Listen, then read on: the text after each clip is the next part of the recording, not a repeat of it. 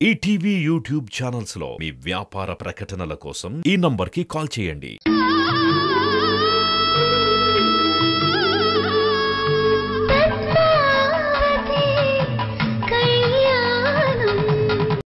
నేనున్నాను.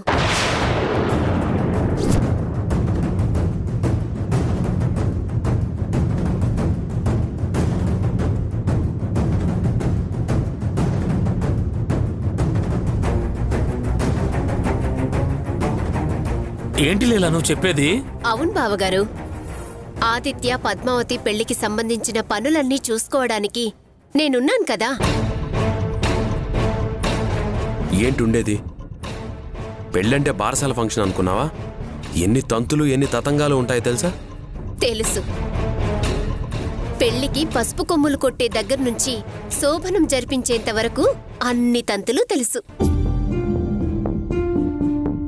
మరి ఈ పనులన్నీ నేను ఒక్కదాన్ని ఎలా చేస్తావు లీలా? అన్ని ఒక్కదాన్నే ఎలా చేస్తానక్కా? ముఖ్యమైన పనులు మీరు చూసుకోండి, చిన్నా చితకా పనులు నాకు వదిలేయండి అంటున్నా. చిన్న చితక అంటే?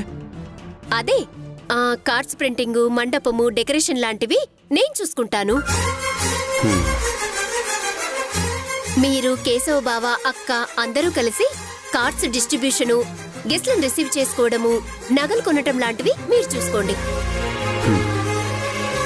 అందరూ తలా ఒక పని చేసుకుంటే ఈజీ అయిపోతుంది కదా. అవునండి, లీలా చెప్పింది కరెక్టే. మనకున్న ఈ కొంచెం టైంలో పెళ్లి పనులన్నీ చేయాలంటే చాలా కష్టం. అందుకని తలో పని షేర్ చేసుకుందాం. థ్యాంక్స్ లీలా. ఇన్నాళ్ళు నిన్ను తప్పుగా అర్థం చేసుకున్నాను, కానీ ఇప్పుడు నీ గొప్పతనం ఏంటో తెలుస్తోంది. అవునండి, లీలా మనతో ఇలా కలిసిపోయిందో లేదో అప్పుడే ఇంట్లో 2 శుభకార్యాలు జరిగిపోయాయి.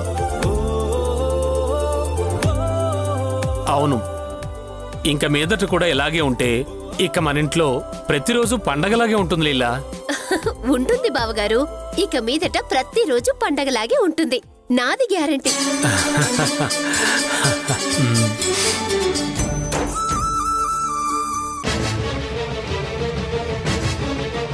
చెప్పండమ్మా. పంతులు గారు, నందిని వంశీల పేర్ల మీద అర్చన చేయండి. నందిని నామదేశ్య, వంశీ నామదేశ్య.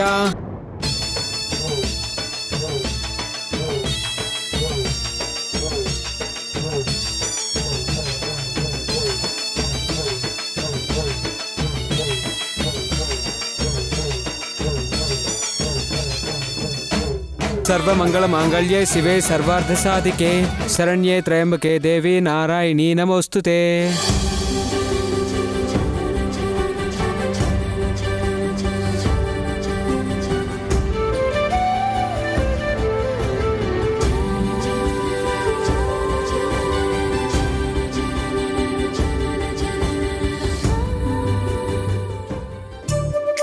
Thank you Padmavathi. దేనికి థ్యాంక్ యూ? నువ్వు చేసిన పని నాకేం నచ్చలేదు. నేనేం చేశాను? కొబ్బరి ముక్కు ఇవ్వడం కూడా తప్పేనా? నేను మాట్లాడుతుంది ప్రసాదం గురించి కాదు. మరి నువ్వు తల్లివి కాబోతున్నావని తెలిసిన తర్వాత మొదటిసారి గుడికొచ్చావు. వంశీ నువ్వు వస్తే ఎంత బాగుండేది. వస్తే బానే ఉండేది పద్మావతి, కానీ రావాలి కదా. అంటే నువ్వు పిలిచినా రాలేదా? పిలవడం కాదు, రమ్మని బతిమాలినా కూడా రాలేను అన్నాడు. అదేంటి? నీకన్నా ఇంపార్టెంట్ పనేంటి తనకి? ఏమో పద్మావతి, చాలా ఇంపార్టెంట్ పనుంది, ఈ ఒక్కరోజు నేను రాలేను, కావాలంటే తర్వాత ఎప్పుడైనా వస్తాను అని పొద్దున్నే బయటికెళ్ళిపోయాడు. ఇంక నేనెలా తీసుకొస్తాను? అందుకే నిన్ను తీసుకొచ్చాను. నందినితో గుడికి రాలేనంత ముఖ్యమైన పని ఉంది అన్నాడంటే నిన్న రాత్రి కలిసిన అమ్మాయి దగ్గరికి ఏవైనా వెళ్ళుంటాడా?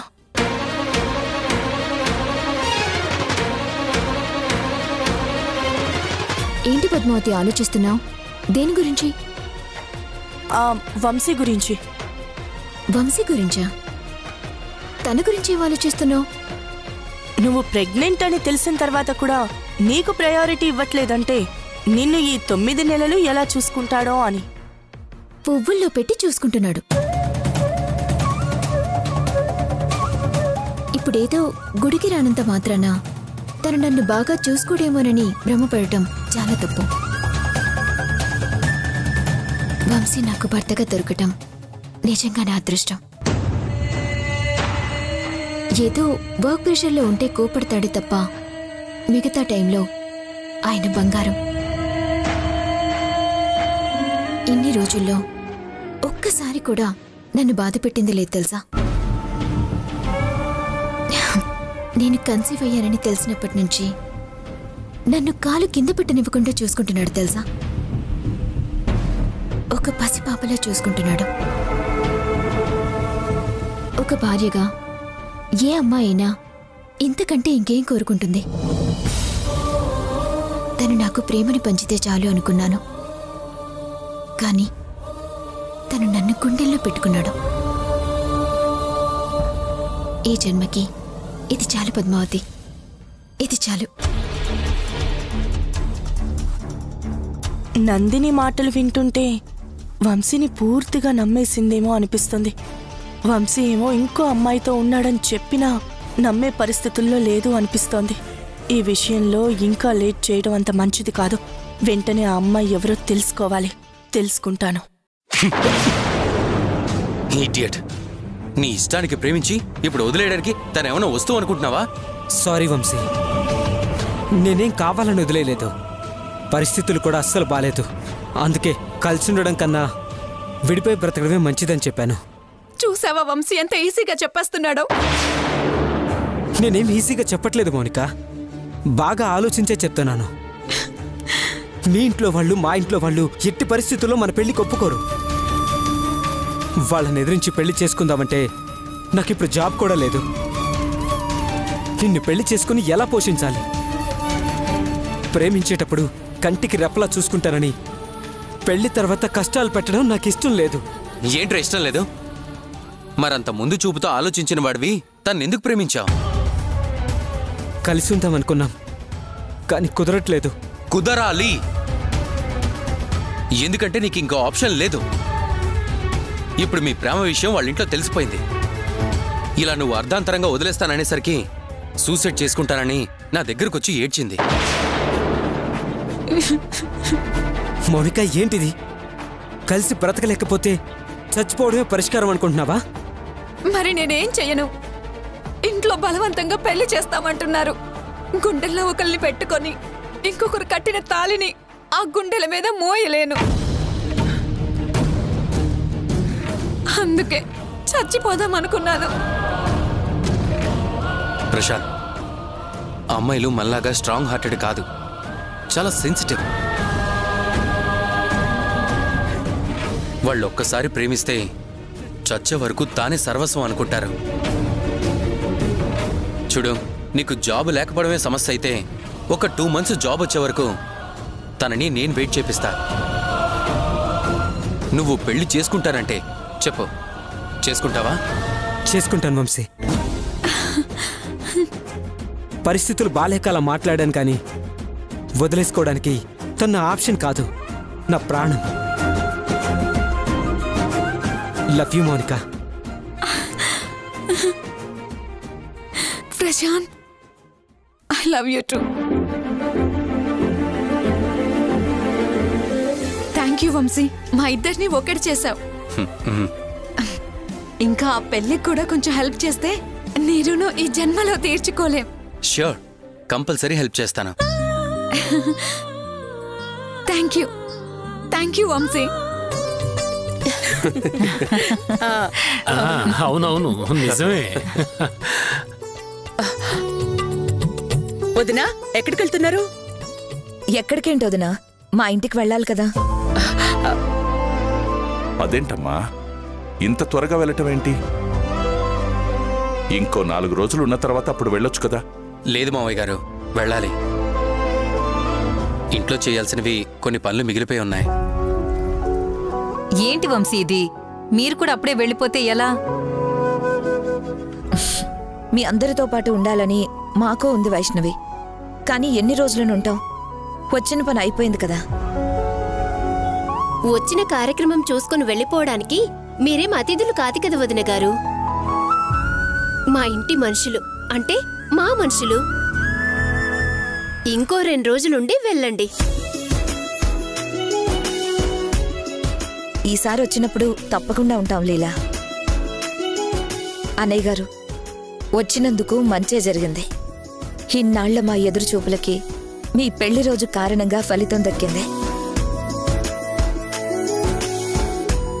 దీనంతటికి కారణం ఒక రకంగా మీ పెళ్లి రోజు గొప్పతనం అని చెప్పొచ్చు. దీంట్లో మా గొప్పతనం ఏముందమ్మా? ఆ దేవుడు కరుణించాడు, నందిని కడుపు పండేలా చేశాడు. అంతా భగవంతుడి దయమ్మా. మేము వెళ్ళొస్తాం మావయ్య గారు. ఒక్క నిమిషం వంశీ. ఒక్క నిమిషం బాబు.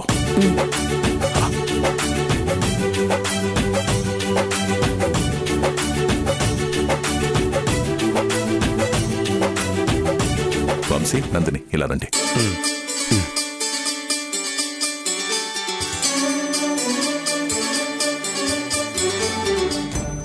వదినా, ఇప్పుడు ఇవన్నీ ఎందుకు?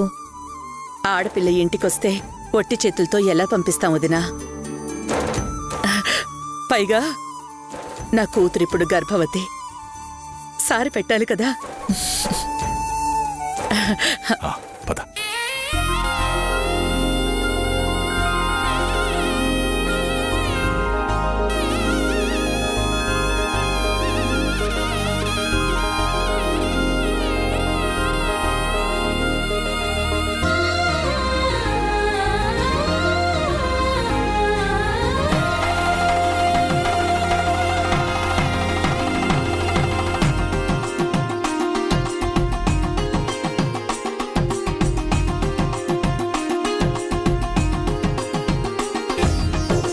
చల్లగా ఉండండమ్మా. మావయ్య గారు, ఇక మేము బయలుదేరుతామండి. ఆగండి ఆగండి, ఒక్క నిమిషం.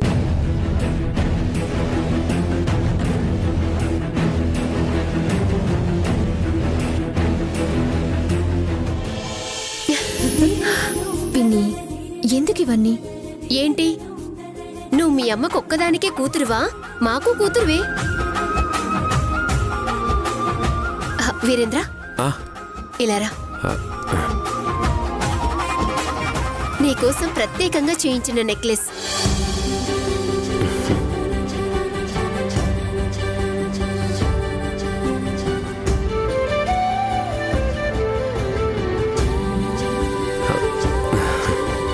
దీర్ఘ సుమంగళీ భవ. Thank you very much. Thanks ఏం అక్కర్లేదు. నేనిచ్చిన గిఫ్ట్కి మాకు రిటర్న్ గిఫ్ట్ కావాలి. కానీ ఇప్పుడు కాదులే, ఓ 9 నెలలు నిండాక అప్పుడు అడుగుతాను.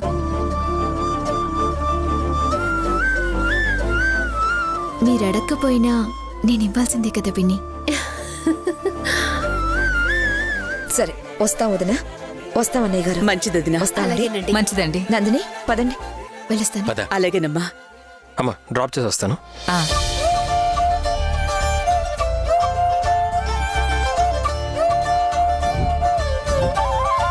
మహాలక్ష్మి, ఏంటలా చూస్తున్నావు? నందిని అంత సంతోషంగా చూస్తుంటే మనసుకెంత ఆనందంగా ఉందో మాటలు చెప్పలేనండి. అక్క, నందినికి గిఫ్ట్ ఇచ్చాం. మనం పద్మావతికి కూడా ఏదైనా గిఫ్ట్ ఇస్తే బాగుంటుంది కదా. తనకి మనం ఇవ్వాల్సిన పని లేదు వైష్ణవి. తనకు కాబోయే భర్తే ఒక అద్భుతమైన బహుమతి తీసుకొచ్చాడు. ఏంటన్నయ్య అది? తినబోతూ రుచడగడం ఎందుకురా, మీరు కూడా చూస్తారు కదా.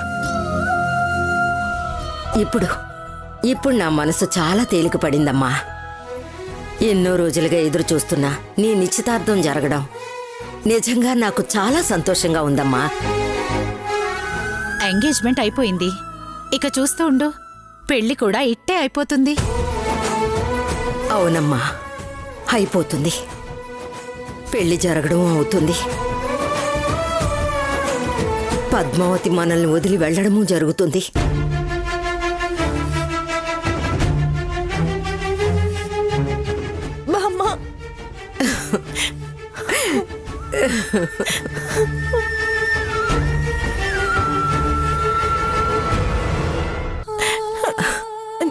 ఇదిగో, మీరిలా బాధపడితే నేను నిజంగానే వెళ్ళటం మానేస్తాను. పిచ్చి పిల్ల, ఆడపిల్ల అన్నాక ఇంకో ఇంటికి వెళ్ళనంటే ఎలా? కష్టమైనా సుఖమైనా వెళ్ళి తీరాల్సిందే. ఏటి బామ్మ నువ్వు వెళ్ళాలని నువ్వేంటావు, మళ్ళీ వెళ్ళిపోతుంది అని నువ్వేంటావు, ఏటిది? అవును, రెండు నేనే అన్నాను. ఎందుకంటే ఒక పక్క పద్మకి పెళ్లి అవుతుంది అన్న సంతోషము ఉంది, ఇంకో పక్క మనల్ని వదిలి వెళ్ళిపోతుందన్న బాధ కూడా ఉంది. అందుకే అలా అన్నాను. పెంచిన ప్రేమ ఎంత గొప్పదైనా ఆడపిల్ల అత్తారింట్లో ఉంటేనే అందం, ఆనందం. మా పద్మావతి బంగారం. అందుకే తనకి బంగారం లాంటి మనుషుల మధ్య చోటు దొరికింది. తనని మహాలక్ష్మి, కేశవులు పువ్వుల్లో పెట్టి చూసుకుంటారు. అవును బామ్మ, ఆదిత్య బావకి అక్క అంటే పంచప్రాణాలు. అలాంటిది అక్కకి కష్టం రానిస్తాడా? ఏ కష్టం రానివ్వడు. అవును శ్వేత, వాళ్ళు నిజంగా చాలా గొప్పవాళ్ళు. పద్మావతి ఏ జన్మలో ఏ పుణ్యం చేసుకుందో ఈ జన్మలో అంత మంచి కుటుంబానికి కోడలు కాబోతోంది. అయ్యో, మాటల్లో పడి మర్చిపోయాను. నర్సరీకి వెళ్ళాలి కదా, ఇప్పటికే చాలా ఆలస్యమైంది. వెళ్ళండి వెళ్ళండి.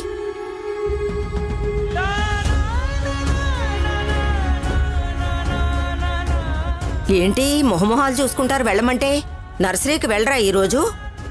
వెళ్ళాలంటే నర్సరీ ఉండాలి కదా బామ్మ. అవును బామ్మ, ఓనర్ వాళ్ళ అబ్బాయి ఇప్పటినుంచే అందులో ఏవో మార్పులు చేస్తున్నారు. మనం వెంటనే చేయడానికి ఏం లేదు. అవును కదా, ఆ విషయం మర్చిపోయాను. ఇంకా నర్సరీని మనమే నడుపుతున్నాం అనుకుంటున్నాను. ఈరోజు మనది అనుకున్న లోపే అది రేపు ఇంకొకరిదవుతుంది. ఏం చేస్తాం, అంతా భగవంతుడి లీల.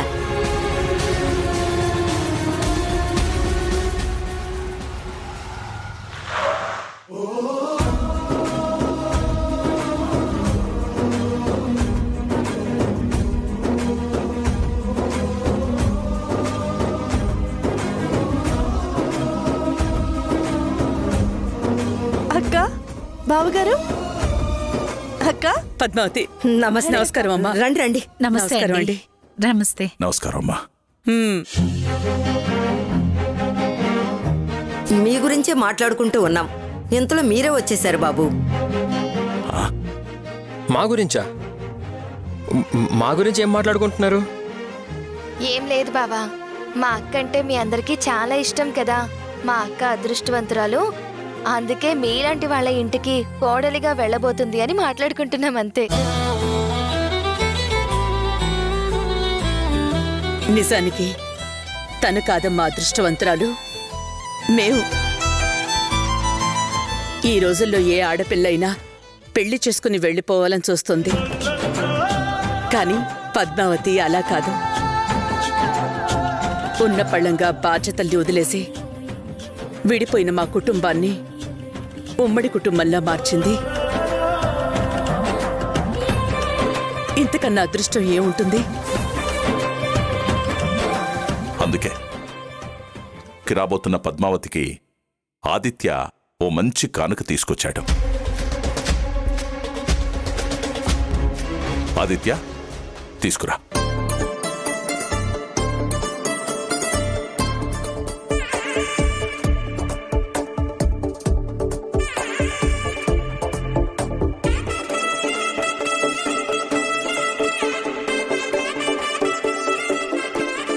అమ్మ పద్మావతి, నీకోసం ఆదిత్య తన కష్టార్జితంతో స్వయంగా నర్సరీ కొన్నాడు. దాన్ని నీకు బహుమతిగా ఇవ్వాలని ఆశపడుతున్నాడమ్మా. అందుకే ఆ నర్సరీకి సంబంధించిన డాక్యుమెంట్స్ తెచ్చాం. ఇదిగోమ్మా, ఇక నుంచి ఆదిత్య కొన్న మనస్విత నర్సరీ నీదే. తీసుకోమ్మా.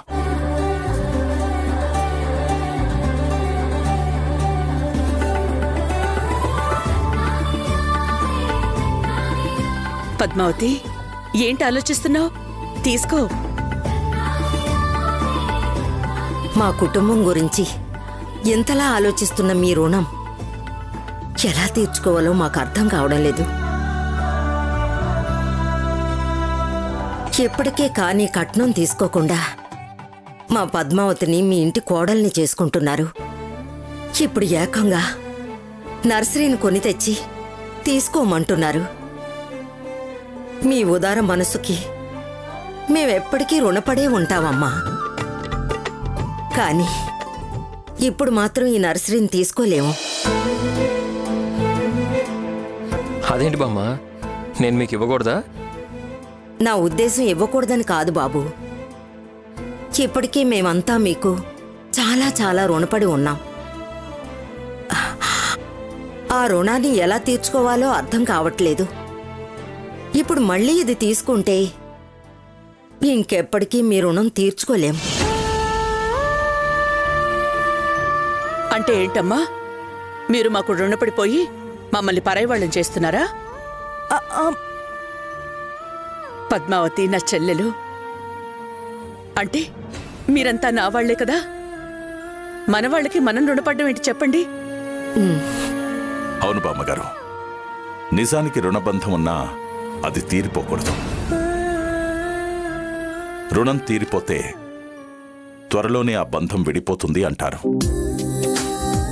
మనమందరం ఎప్పటికీ ఇలాగే కలిసి ఉండాలంటే మీరు ఖచ్చితంగా ఈ నర్సరీని తీసుకునే తీరాలి. అమ్మా పద్మావతి, తీసుకోమ్మా. పద్మావతి తీసుకో.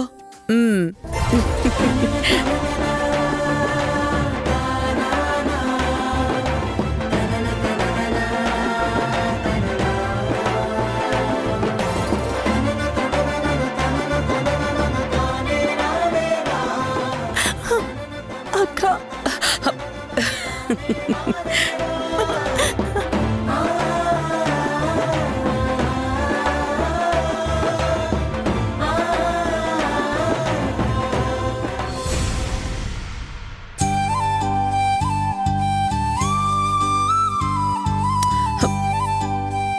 ఇక నుంచి నీ కళ్ళలో రావాల్సింది కన్నీళ్లు కాదమ్మా, మీ ఇద్దరి భవిష్యత్తుకి సంబంధించిన కలలు.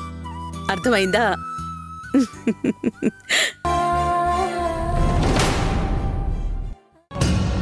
ఇన్ని రోజులు నువ్వు ఎలా ఉన్నా నేను పెద్దగా పట్టించుకోలేదు. కానీ ఇప్పుడు మీ ఇద్దరికీ నిశ్చితార్థం జరిగిపోయింది అంటే సగం పెళ్లి అయిపోయింది అని అర్థం. ఇక నుంచి నీకు కొన్ని బాధ్యతలు అప్పగించాలని నేను అనుకుంటున్నాను. అంటే ఇప్పుడు నేనేం చేయాలి బావగారు? నేను చెప్పబోయే ఆ బాధ్యత నువ్వు తీసుకోవాలంటే రేపటి నుంచి నువ్వు నర్సరీకి వెళ్ళటం మానేయాలి. ఈటీవీ విన్ యాప్ రోజుకి కేవలం రూపాయి మాత్రమే. ఇప్పుడే ఈటీవీ విన్ యాప్ డౌన్లోడ్ చేసి సబ్స్క్రైబ్ చేయండి.